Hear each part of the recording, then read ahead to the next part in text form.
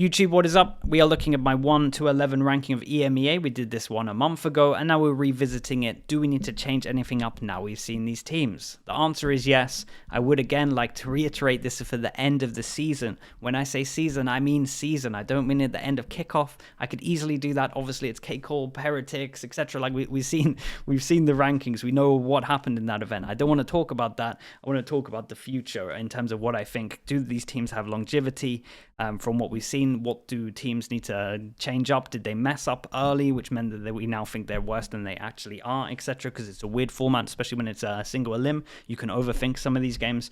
So I want to talk about the end of the season, where I think they're going to end, and I'm talking after Shanghai and after Split 2, just before Champs. So the top 4 teams are going to Champs.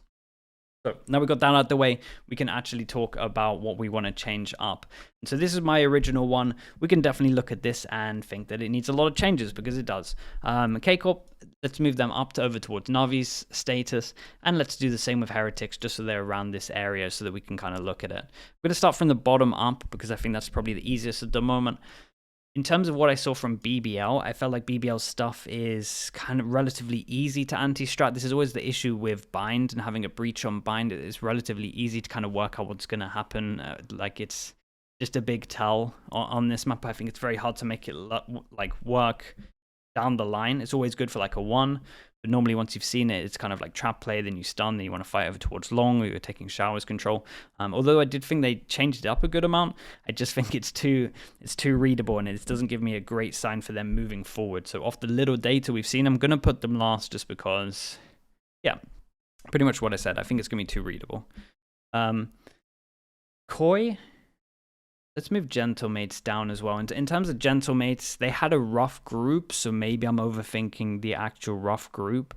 But I didn't really think that their comps looked too good. They had some good stuff, and I feel like the Phoenix can actually catch a lot of teams off. But in terms of where I'm thinking of it, I don't massively like it on some of the maps. I do like it on other maps. But when I'm thinking of like a Lotus, it doesn't fill me with too much confidence at all. So I think I gotta kind of put them over towards the lower end. But again, they have existence. They can change up some stuff. Maybe they kind of reevaluate some of their actual comps on some of these maps. But so after this, I'm gonna put them in 10th. Koi is a weird team. I had them 11th. They didn't have a natural lineup yet when I did this first original tier list. They are the team at the moment that I think has the lowest low and the highest high, right? I've never seen a team actually like look so different in between one day, right? If I go off the Liquid game, I'm putting them in like 5th. If I go off what I saw in play-ins, I'm putting them down here. So it's pretty hard for me to actually kind of work out where they're gonna be. So with that said, I think, because it's weird with all of these. This, again, the whole middle of the pack is so much weirder, and you would actually say the middle of the pack that used to be easier to call has now got a little bit harder, because we have KCorp and Heretics. They're like fighting at the top now. Okay, in terms of Koi, I'm going to leave them 9th. I know it doesn't make sense because they beat Liquid, but again, we've got to think in terms of bounce back ability. I do think that I'm going to put Liquid down heavy in terms of this one, and it's a lot down to... First of all, in the Koi game, they didn't look good. Second of all, in the games where they looked like good, let's say like the fast Koi matchup, I think we have to look at the fact that it was a lot of individuals, and that worries me. I also think they didn't embrace like the potential new meta or their take on the new meta. It was very just like cookie cutter of, this is the most generic way to play this comp on this map, and this is how we do it. So I felt like that made them a little bit readable, and that was kind of like what teams were used to playing against in practice. So I want to see them look less individual, if that makes sense, in terms of like more teamwork, and I want to see them take a little bit more risks, because it feels like how they play is what everyone plays against every single day in practice. So teams are going to have a fun time against them. So I'm going to put them in 8th now after this one. I hope they prove me wrong, because I have friends there for sure, and obviously it's my org. But from what we've seen so far, I have to move them down. It was a disappointing start. I'm not sure it was as bad as the lock-in start last year. That was really that was next level. But I think it's still a bad start. And again, we've seen them bounce back before, so hopefully they can do it again. But I think after what I've seen, it it took away a lot of my optimism for this team. But I'm hoping I'm overthinking it. In terms of Giants. So I'm hearing that they're making some changes. They didn't look great, and the fact that, again, it could just be rumors. I actually have no idea. But the fact that that's what I'm hearing, it doesn't fill me with too much confidence. They didn't look great, to be honest. And yeah, dude, every time I watch this team, I'm just like, man, Cloud is so good. He is so good. I want them to do well for his sakes, but it just felt very underwhelming for them. So I'm probably going to keep them 7th. If they're making changes, maybe I will put Liquid above them again, just seeing how they bounced back last year. Let's leave it at that. I mean, they could just do that thing where they actually make a change and it makes everything better, and then they click, and that would be really, really cool. And then obviously they get to go up here. But from what I'm hearing, I think I'm going to have to kind of put them around here, and from what we've been seeing, well, 6th to 5th. Now this one gets a little bit hard. Let's talk about Foot a little bit. So Foot, I was disappointed for sure. I was disappointed. Let's just put it that way, because it's like they spent a whole year and a half playing KO, practicing KO. Their one chance comes, Sky gets nerfed 3 weeks later, and they only use KO once on a map they won, of course, because they look way more comfortable with it. And it's just like, why did we overthink this one? Like, why did we think we had to move away from the KO? Everyone's going to be so hyper focused on their own stuff in that 3 weeks, just trying to make sure that they can get their shit together, basically. Why did we feel like we had to change our style of play into something that we don't feel comfortable of? So yeah, really disappointed with Foot. Am I gonna overthink that? I think I might. I think they might carry on going ahead with this, and I just don't think they look as comfortable on it. So I think maybe we're putting them 5th, 6th. To be honest, I think that might be where I'm leaving them. Let's put all of these teams here, and let's talk about why I'm going to put KCorp 2nd.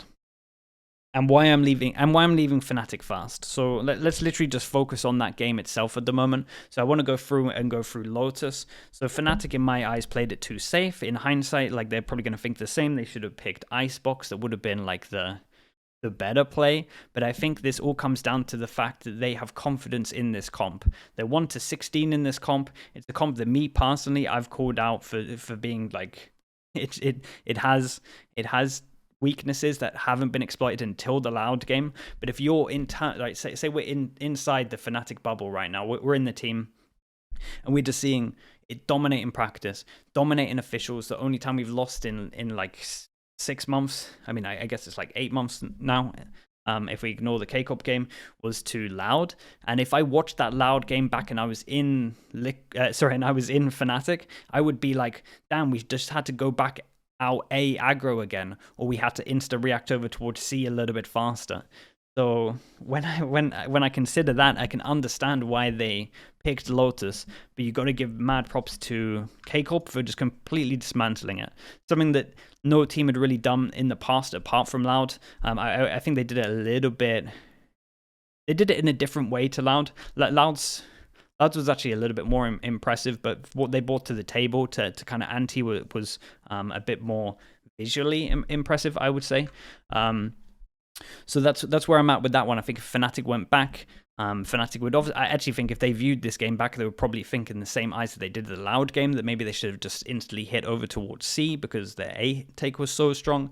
But what I think actually should be happening is they should just fall back on these other maps that they're kind of known to be good at in terms of Icebox. So yeah, it was more of a safety pick from Fnatic that backfired in my eyes.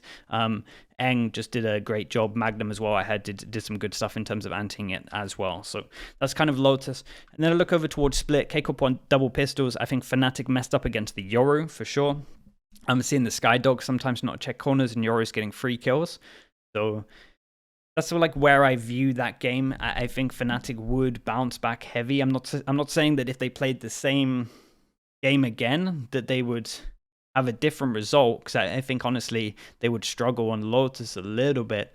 But I do think that over like a long term, I think that Fnatic will go a different route with their map, and maybe we sort some of their internal. I don't want to say internal issues because it's not internal issues. It's just like little sloppy mistakes in terms of some of how they're playing in the mid rounds, in my eyes. So yeah, that's why I'm kind of leaving Fnatic up there, but I am putting KCorp second. I know that I just yapped for a long time, but I just wanted to try and explain that because I think that's when most people are going to be like, why are they still here?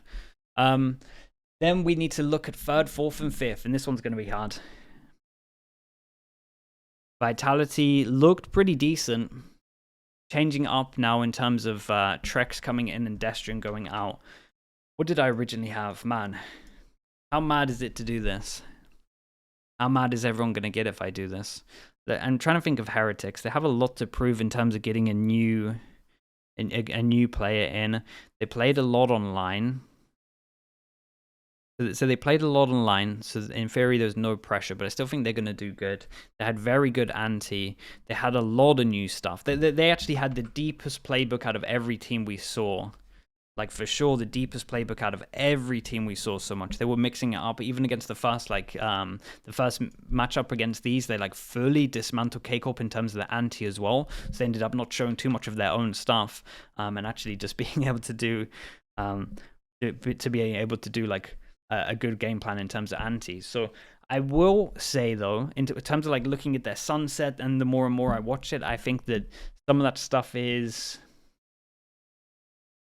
It's readable, but it's not like bad readable, if that makes sense. It's just like maybe teams can get win against them now they've seen it a few more times, especially when I look at their sunset in terms of like flash, slide out over towards take map control. And again, I think they can play with that, but I think in a longer format it might backfire a little bit, but I'm kind of confident that they can change it up. But I do think Heretics had like a... First of all, this was an insane event from them. Like, insane event. I really want to shout out Patty Tech as well, just filling in the role and learning so much. I think that's insane. But we got to have a player change. And to be honest, on paper, it's an upgrade. But Patty Tech, again, looked insanely good. So I don't want to say it's an upgrade. But I think from what we've seen, I think I want to see more for me to have confidence in it. The interesting thing is, do I do this? Because it's like... Na'Vi, where I'm looking at Na'Vi, they got snowballed a little bit. I'm still pretty high up on this team. I think that Heretics dismantled them again, but it was just like seeing the fast thing for a fast time. It's like once you've seen this stuff, are you going to have a better go against it next time? Especially when I look over towards Breeze, yeah, I think you would. So I still think that I would maybe... Yeah, dude, fifth, third, fourth, and fifth is really, really hard. It is really hard. Do I think that Heretics should be beating Vitality with Trex in? I think they should. I think I would be... I think these two are kind of on par at the moment with Trex. I rate Trex really highly. I think for safety, I will go through this just because we don't know how Vitality are going to be looking. I reckon what I'm probably going to do in the future is this, right? Switch these two about. But from what I've seen, I think I can confidently do this. Let's talk about Na'Vi a little bit, because maybe people are going to be like, "Why is Na'Vi here?" In terms of what I've seen, they only lost one semi-final, so they lost one best of three, right? In terms of single elim, and I think we can't overthink that too much. Again, when I'm looking at Heretics, is how they performed in that one. It was just a lot of showing stuff for the first time, especially when we look at their Breeze, and that was just overwhelming. They had a lot of good strats, and it was very hard for them to play against.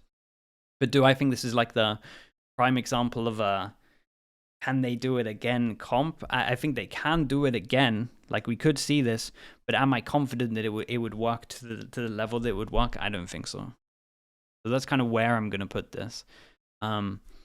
Again, I think EMEA is one of the hardest because it's so hard to kind of judge these teams. I think my gut is telling me this, but from what we've seen, I have to go like this, basically. That's what I have to do. Maybe I should be putting Liquid below Giants as well, because my gut is telling me this, but from what we've seen in the eyes, it's probably this. Okay, let's go with gut for one. Yeah, let's leave it like this. So this is where I'm at. And again, I think a lot of the mid will change. hopefully I articulated why everyone's in these positions. Let me know in the comments if you think there's something that I'm like overthinking or anything like that, or something that you disagree with, and then I can kind of reply in the comments as well, because I did that yesterday. People were talking about the fact that like I was talking about Sentinels not. So what actually happened was, it was in the comments, someone said that Sentinels had shown. I said that Sentinels would have shown too much by then, that they wouldn't be able to keep up the strong form that they're having. And then someone just replied to me saying like that they won kickoff, and people were saying that they would have shown too much in the off season, etc., etc. Basically just saying that they'd shown too much. But it's like the Lotus comp here is the best example I can give. It's like teams can show a lot of stuff and get away with it for sure. If they change up a lot of stuff, it would take longer as well for teams to kind of work it out. So there's that also.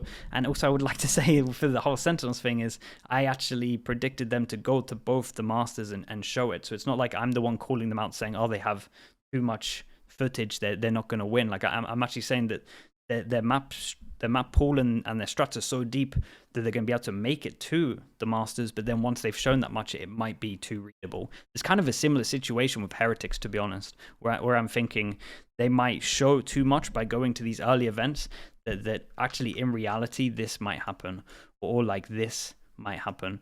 But yeah, that's basically just me trying to. I can do a video more on just like the amount of map pool and like the amount of time shown in terms of anti-stratting, because I think there's some good examples out there, and maybe we can do a deeper dive. But hopefully I explained it well, and people won't be going mad in terms of like footage shown, but Heretics have already qualified, etc. Yeah, if you like these kind of videos, let me know. We're doing Pacific tomorrow. I need to watch some Chinese VODs to work out what's happening with China. So maybe I'll do a stream on, what day is it? Do a stream on Monday in terms of the Chinese VODs. So that is where we're at. Let me know in the comments whatever you disagree with. I'll read through them. All right, peace, peace, peace.